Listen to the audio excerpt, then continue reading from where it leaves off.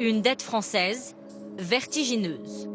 Elle pourrait atteindre 100% du PIB du jamais vu et elle ne cesse d'augmenter.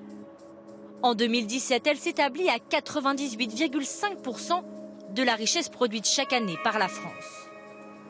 La raison de ce bond? Une autre dette, celle de la SNCF, environ 40 milliards d'euros que l'État va éponger. Résultat, l'INSEE vient de l'intégrer dans son calcul et la dette française flambe. Alors est-elle sur le point de passer le cap des 100%? Bercy dément, mais ce chiffre record envoie un mauvais signal, selon cet économiste.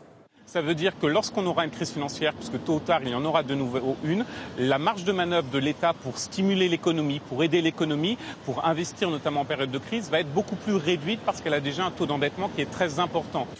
Cette flambée soudaine de la dette vient remettre en cause la promesse de campagne d'Emmanuel Macron, autour de 93% d'endettement d'ici la fin du quinquennat. Un objectif difficile à atteindre, selon cet expert.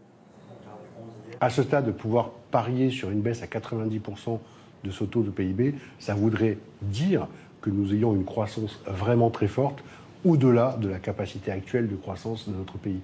Donc c'est pas réalisable? Ça nous paraît assez peu réalisable.